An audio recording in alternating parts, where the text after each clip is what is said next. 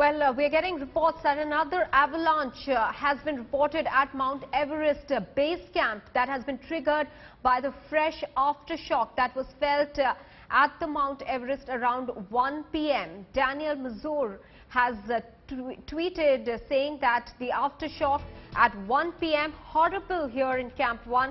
Avalanches on 3 sides is what he says. C1, which is Camp 1, is a tiny island. We worry about the icefall team below. Alive? Question mark.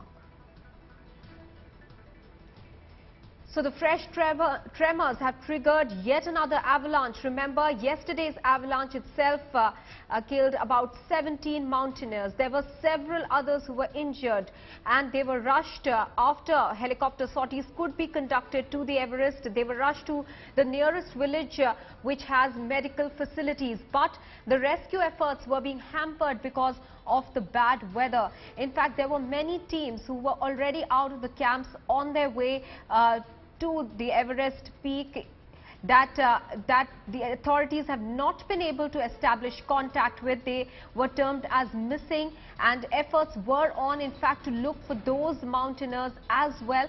However, contact could not be established with them, but the rescue teams managed to get quite a few of those injured yesterday in the avalanche down to some villages with medical facilities. But in some more distressing news that's coming in is that that there has been yet another avalanche, and what we understand, and this is what one person in Camp 1 has tweeted, saying that they can sense the avalanche approaching them from 3 sides, and they are worried about a splinter team of theirs.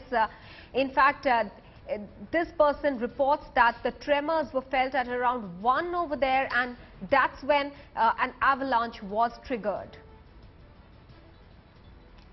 Kamaljeet Kaur Sandhu is now joining us with more details. Kamal, the situation is getting precarious as far as the relief and rescue efforts are concerned from other parts of the world and specifically from India. Bring us up to speed with the latest. Well, the Home Ministry recently just had a high-level meeting, and remember the Prime Minister himself is also overlooking this entire relief and rescue operation in Nepal as well as India. But definitely India, as a goodwill gesture, has opened its gates to Nepal. NDRF has been rushed there. We know there are already 10 teams, 6 more additional teams are being sent along with life-saving equipment.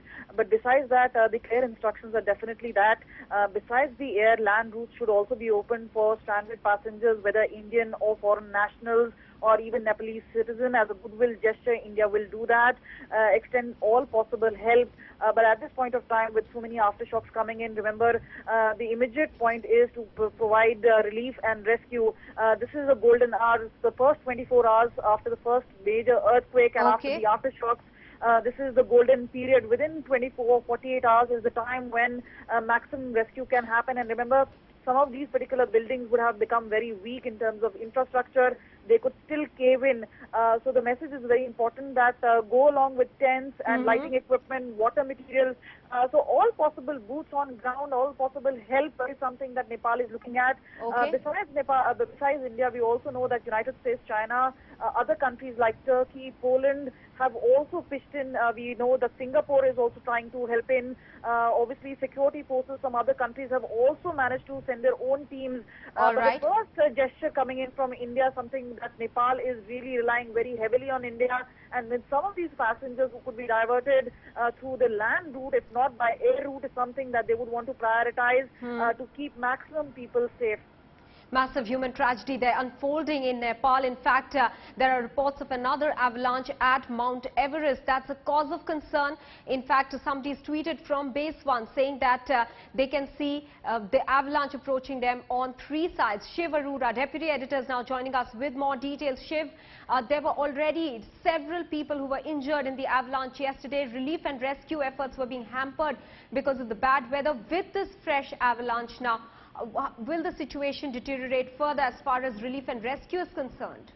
Definitely already has, Maha. In fact, Reuters just a short while ago, there was a terrifying live conversation that we're hoping to play out in just a bit, where Arjun Vajpayee, an Indian mountaineer who was actually providing information to journalists on the telephone from base That's camp right. in Mount Makulu near Everest, has reported that another aftershock has hit right at that point that he was having that conversation with him. You can hear screams, you can hear the sound of the avalanche over the phone line with this particular mountaineer. 20 kilometers from Everest itself. Mount Makulu is where the actual damage has been hit. It's a very powerful aftershock, 6.7 or 6.8 on the Richter scale. It's shaken Kathmandu, the area, around the Kathmandu Valley as well. Powerful enough to be designated an earthquake all by itself. It has completely devastated one wing of that area, radiating out of Kathmandu towards Everest. The U.S. Geological Survey says the aftershock was registered at a shallow depth of about 10 kilometers. And of course, these tremors that we felt here in the national capital, in UP, in Bihar, West Bengal and Assam, according to the Met Department, the aftershocks can continue for at least the next 2 months, Maha. We've seen, almost 100 aftershocks, some of them minor, some of them major since yesterday's earthquake, the 7.9 on the Richter scale earthquake. But this is the largest aftershock so far. Very bad situation. Lots of distress tweets coming in, from mountaineers at Everest.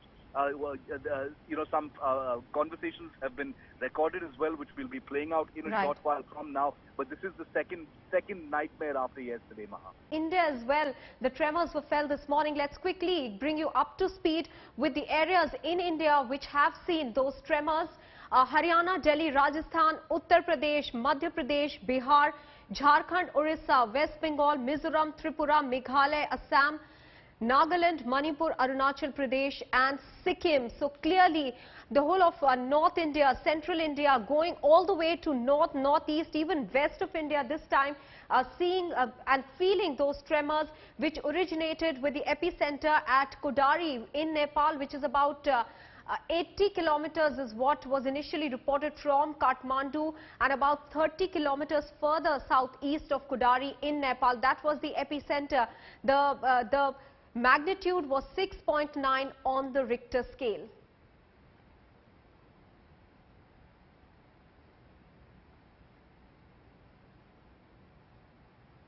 In fact, mountaineer Arjun Vajpayee has been constantly in touch with the people and with the media specifically. He sent another update of the situation in Camp 1. Let's take a look. Hello guys, this is Arjun from Makalu ABC. We are at 19,500 feet. I'm really glad to inform all of you guys that all the climbers who were up there are back down at ABC, safe and sound. Not even one of them is hurt, no casualties. There is a little bit of damage which is done to a couple of tents up there. The route might have changed a little bit. We don't know it yet as we haven't gone up yet. But I'm really glad to announce that everybody who was up there are all safe and back down at ABC. As of now, we're going to stay put at ABC for the next couple of days, do our basic puja, and then try our way up towards the world's 5th highest mountain, Mount Makalu.